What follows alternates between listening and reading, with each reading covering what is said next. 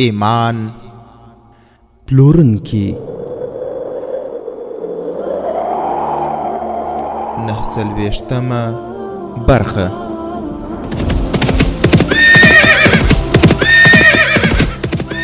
د سلطان صلاح الدین ایوبی رحمه الله د دوران رښتینی کیسې. صلاح الدین پر د غزمکارا پیدا کړه، ته یو بل صلاح الدین پر د غزمکارا پیدا کړه. الحمد لله وكفى والصلاة والسلام على رسوله المصطفى. اما بعد، یو قوي سړی له هماغه ځای وبسره روان شوی و له کوم ځای چې دا په زینه باندې راکوزېده. او ورونو دا خو مخکې وویل چې هرمن او د صلیبیانو هغه غټو پادشاهیانو 40 کسیز کمنډوي ګروپ جوړ کړی و چې له شوبک څخه خپل جاسوس نجونې راخلاصې کړې. ایونا د اخر پای ځل بیا واورېده. هغه د درېدو په حال کې و چې په مخ یې اوس ټوټه واچول شو. د سترګو په رپ کې په ټوټه کې تاو شوی و او په دوه محکمو مټو کې راګیر شوی و او یو چاپ شاکړی و. هغې لاس پسې وښورول خو بېکاره و او ګټه یې ونه کړه. او شپه هم ډېره تیاره وه او دا سیمه ډېره شاړه وه. کومه ودانۍ هم دلته نه وه. لږ مخکې چې یوړل شوه په یوه کمپاله کې د پنډوکي په څېر باندې تاو شوې وه او شاته یې واچوله. ورونو هغوی یو نه دوه سړي وو. له نیم ساعته وروسته کوزه او پرانیستل. خو ایونا چې شاوخوا وکتل په یوه کوټه کې وه چې په هغه کوټه کې دوه ډیوې بلې او هلته 4 سړي نور هم ناست. خو ایونا هغوی ټولو ته بیا په حیرانتیا سره وکتل او ویې ویل دا څه ګورم، تاسې اوس هم دلته یاست؟ او ګیرالډ تاسې هم همدلته یې؟ ګیرالډ ځواب ورکړ موږ تللي وو بیا راغلو، له دې ځایه ستاسې د ایستلو په خاطر غلي شوي وو. ورونو دا هماغه 40 کسیز کمنډوي ګروپ و چې صلیبیانو د دغو نجونو د خلاصون لپاره رالېږلی. خو ایونا ته یې وویل چې ستاسې په خاطر همدلته غلي شوي وو چې ته مو ولیدې له ځانه سره مو راوړې. ورونو دا هماغه 40 کسیزه صلیبیان وو چې له کرېک نه د همدې کار لپاره رالېږل شوي وو چې هغه جاسوس نجونې چې د مسلمانانو په ولکه کې دي هغوی له شوبک نه راوباسي او په شوبک کې چې کوم جاسوسان پاتې دي هغوی منظم کړي او که امکان ولري چې هلته ورانکاري هم وکړي. په ورانکاري کې یو کار دا هم وو چې د اسونو طبیلې ته ورشي او د اسونو په خوراک کې زهر ګډ کړي او وروسته بیا د خوراک ګودام ته اور ورکړي او کوښښ وکړي چې د پوځیانو په خوراک کې هم زهر واچوي. د دې ګروپ قومندان د ګیرالډ په نامه یو برتانوی و چې د ورانکاري او جاسوسي یو پوه ګڼل کېده. ایونا هغه ډېر ښه پېژانده لا چې د هغه شاګرد هم و او له هغه سره یې دوستانه اړیکې هم وې. د هغه په لیدلو د ایونا وینه په جوش راغله خو ژر یې ځان کنټرول کړ. دا د کرکې څرګندونې وخت نه و. ګیرالډ خو دا ګمان هم کولی نه شو چې ایونا ګوندې بیخي بدله شوې ده او اوس د دوی پخوانۍ جاسوسه نه ده. هغه له ایونا څخه پوښتنه ونه کړه چې په دا نیمه شپه باندې چیرې روانه وه. ایونا وویل هغې ته د تېښتې موقع په لاس ورغلې وه نو ځکه تښتېده. ګیرالډ هغې ته وویل چې هغه د چریکانو جاسوسانو یوه ډله له کرېک نه شوبک ته د مظلومو مسلمانانو په لباس کې راوستې ده. په هغو ورځو کې د شوبک حالات داسې وو چې دا ګروپ په اسانۍ سره د مظلومو مسلمانانو په شکل شوبک ته راغلی و. د جنګ له امله خلک تلل راتلل. او ورونو د شاوخوا کلي مسلمانان هم ښار ته راتلل. په همدې شکل د جاسوسانو دا ډله هم راغلې وه. په ښار کې د مخه جاسوسان موجود وو. هغوی مکمله ډله د پردې تر شا کړه. ګیرالډ ایونا ته وویل چې هغوی له 2 شپو راسي هغه کور څاري چې نجونې پکې بندیانې دي او هغوی په هغه ځای کې ښه بلد هم وو. دا ځای چې اوس مسلمانان پکې اوسېدل او دا نجونې پکې بندیانې وي دغه ځای هم همدوی جوړ کړی و. د شپې به هغوی د دې خبرې معلومولو ته ورتلل چې د پیرهدارانو کړوړو څه دي او دا ډېر ښه تصادف چې ایونا په لاس ورغله. ورونو ایونا ورته وویل چې د نجونو را ایستل اسان نه دي خو بیا هم را ایستل کېدای شي. په همدې شپه پلان جوړ شو. ایونا ګیرالډ ته وویل چې نجونې په خلاصو کوټو کې دي چې هغه ځای زندان نه دی. پیرهداران یوازې 2 دي. دا ډول نورې هم اوږدې خبرې وکړې او ایونا هم ګیرالډ ته څه خبرې وکړې او دا پریکړه هم وسوه چې د نجونو د راایستلو لپاره به څو کسه ځي او نور سړي به په کنکور کې راټولېږي. د دې پلان تر جوړېدو وروسته ایونا وړاندیز وکړ چې هغه باید بیرته ولاړه شي، ځکه چې د هغه ځای له وریکاوي سره به په نجونو باندې پیره سخته شي چې د دې له امله به زموږ پلان ناکام شي. ګیرالډ د ایونا وړاندیز خوښ کړ او هغه له ځان سره بوتله او هغه کور ته یې نږدې پرېښوده چې ایونا ځینې راوتلې وه. ایونا چې له بهره د راتللو په حال کې ولیده، پیرهدارانو ترې پوښتنه وکړه، خو هغې خبره په دې وځنډوله چې لرې تللې نه وه. پیرهداران ځکه غلي شول چې دا د هغوی بې پروایي وه چې نجلۍ راوتلې وه. که چېرته نجلۍ تللې وای نو علي بن سفیان رحمت الله علیه به د دغو پیرهدارانو نه پوښتنې ګروېګنې کړې وې. ورونو، په بله ورځ علي بن سفیان رحمت الله علیه په کوم بل کار باندې مصروف. ایونا پیرهدارانو ته وویل چې علي بن سفیان ته یې ورولي. هغوی په دې خبره انکار وکړ. بیا ایونا ورته وویل که تاسې دا نشئ کولی نو زما هیله ستاسې نه دا ده چې علي بن سفیان ته زما پیغام ورسوي چې هغوی دلته تشریف راوړي، او که دا کار مو ونه کړ داسې زیان به درته ورسېږي چې بیا به تاسو له سزا څخه ځانونه ونه ژغورلی شئ. پیرهدارانو علي بن سفیان ته هغه پیغام ورساوه، خو علي بن سفیان رحمت الله علیه د پیغام له اورېدلو سره سم نجلۍ ځان ته وغوښته. اورونو، دا خو مو واورېدل چې تېره شپه په نجلۍ باندې چیرې تېره سوې وه او علي بن سفیان ته یې کوم پیغامونه راوړي.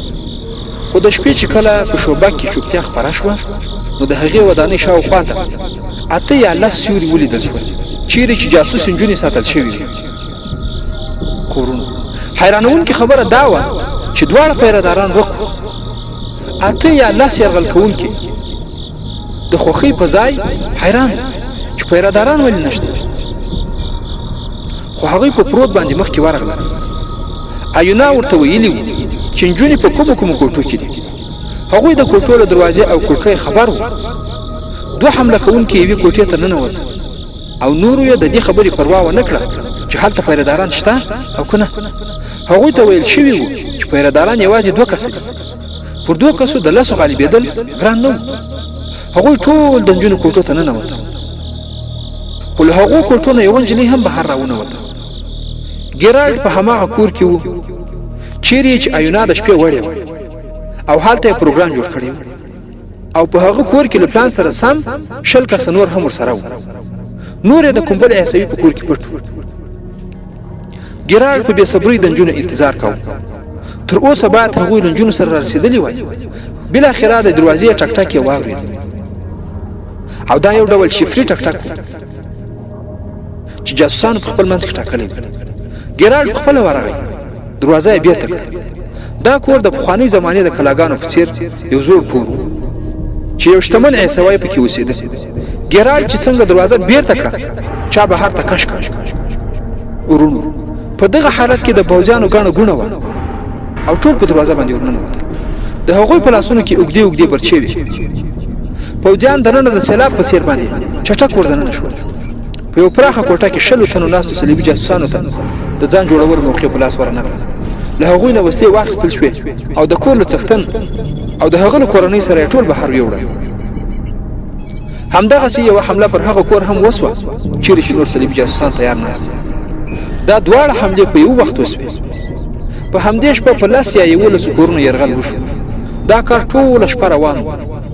د کورونو پلټنه وسوه. سهار مهال چې علي بن سفیان رحمت الله علیه د سلطان صلاح الدین ایوبي مخې ته کوم کسان ودرول، په هغو کې یو ګیرالډ او د هغه 40 تنه شریک جاسوسان هم چې ټول یې نیولي وو.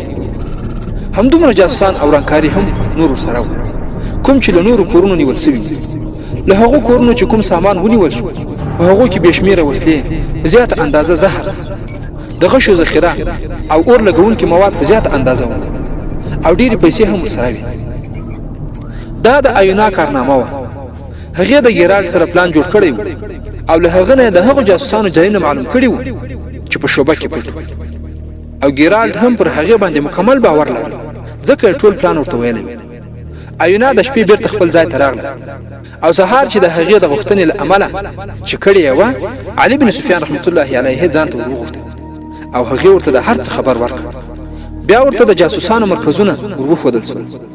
د ماښام پر مهال د سلطان صلاح الدین ایوبي رحمت الله علیه د ځانګړي چریکانو ټولۍ پر هغو مرکزونو د عملیاتو لپاره راوغوښتل شو نجونې هم له خپلو کوټو ایستلې وې او کوم بل ځای ته یې وړې وې. د هغوی په ځای یې څلور سپاهیان د هغو په کوټو کې غلي کړي وو. څنګه چې صلیبي جاسوسان د نجونو د راایستلو لپاره کوټو ته ننوتل، مسلمانانو سپاهیانو همالته ونیول. په دې ډول په شعبه کې تقریبا ټول جاسوسان او رانکار یې ونیول شول. ورونو، په هغوی کې تر ټولو مهم سړی ګیرالډو، ټول یې د تحقیقاتو او له هغې وروسته د سزا لپاره په زندان کې واچول. ایونا د هغو ټولو مسلمانانو مشرانو نومونه هم علي بن سفیان ته وروښودل چې په قاهره کې د سلطان صلاح الدین ایوبي رحمت الله علیه د حکومت په خلاف فعالیت کاوه.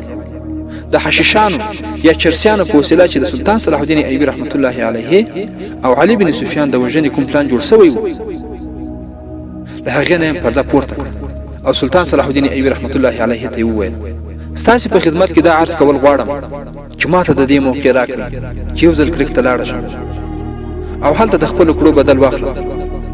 اوس خو به پر ما باندې باور راغلی وي چې له تاسو سره دوکه نه کوم. خو ورونو، سلطان صلاح الدین ایوبي رحمت الله علیه وویل بیا هم وایم چې زه به هیڅکله خپلو خویندو ته د داسې کړنو اجازه ورنه کړم. اوس تا خوښه چې خپل آرام ځای ته ځې او که د ورونو صلاح الدین ایوبي او علي بن سفیان کورونو ته. هیله لرو چې د خپلو خویندو سره دې پام غلط شي.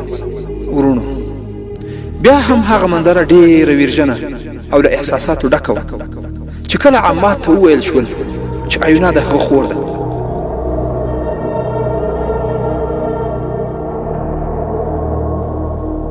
او چې کله خور او ورور د پلار مخې ته ودرول شول نو پلار یې له زیاتو احساساتو بېهوښه شو. خو ورونو، له په هوش راتلو وروسته یې وویل ای زما د زړه ټوټې عایشې لورې. سلطان صلاح الدین ایوبي رحمت الله علیه د دغې کورنۍ لپاره ځانګړي معاشونه وټاکل او د علي بن سفیان د استخباراتو ادارې ته امر وکړ چې د ټولو جاسوسانو نجونو په باب د څېړنې وکړای شي. صلیبیانو به نورې نجونې هم د مسلمانانو له کورونو تښتولې وې. سلطان صلاح الدین ایوبي په خپل فرمان کې ویلي وو چې په هغوی کې کومې مسلمانې وي د هغوی کورونه دې ولټول سي او دغه نجونې د هغوی ته وسپارل سي. د سلطان صلاح الدین ایوبي رحمت الله علیه پوځ د ډېرې سترې خطرې وژغورل شو. او ورونو، له شوبک څخه لیرې د جګړې د سنګرونو خبرونه هم هیلهمن کوونکي وو. خو سملاسي اړتیا دا وه چې خواره واره ټولې دې یو ځای کړی شي. د دې هدف لپاره سلطان صلاح الدین ایوبي رحمت الله علیه د شوبک پوځي چارې خپلو مرستیالانو ته وسپارلې او خپل مرکز یې لرې بیدیا ته انتقال کړ. هغه د چټکو استازو یو پوځ له ځانه سره کړ. د هغو په وسیله باندې له یوې میاشتې راهیسې خواره واره ټولي یو بل ته نږدې کړل او تر دې وروسته یې هغوی په درې برخو وویشل او د شوبک دفاع په همدې ډول تنظیم کړ لکه څنګه چې په قاهره کې کړې وه. او تر ټولو لرې سرحدي ټولی و چې هلته به مجاهدینو ګزمه کوله. له هغوی نه یې 5-6 میلیشا د دویمې برخې پوځ خیمې وهلې وې او درېیمه برخه یې د حرکت په حال کې وساتله. ورونو، دا و د سلطان صلاح الدین ایوبي رحمت الله علیه د شوبک حالات چې څنګه یې شوبک په خپله ساتنه کې راوست او شاوخوا یې پیره پرې ودروله تر څو صلیبیان پرې حمله ونه کړي او خپل را روان پلانونه په ښه تدبر سره سرته ورسوي. اوس به ورسو کریک ته چې هلته د صلیبیانو د پوځ څه حال. په کریک کې د راټولېدونکي پوځ حالت داسې و چې په سملاسي ډول د حملې ځواک نه لرل. بل خواته د سلطان صلاح الدین ایوبي رحمت الله علیه په نظامي لیکو کې د ځوانانو شاملول چټک کړي وو او د نوي شامل شوي مجاهدینو د روزنې لپاره په بیدیا کې پروګرام جوړ کړی و.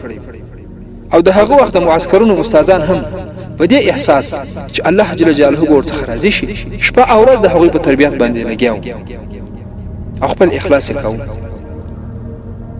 هغه علي بن سفیان ته وویل چې کریک ته خپل جاسوسان واستوي چې د هغه ځای له خبرونو راټولولو سربیره دا کار هم وکړي چې د هغه ځای مسلمانان ځوانان له کریک نه راوتلو او دلته په پوځ کې د شاملېدلو لپاره وهڅوي.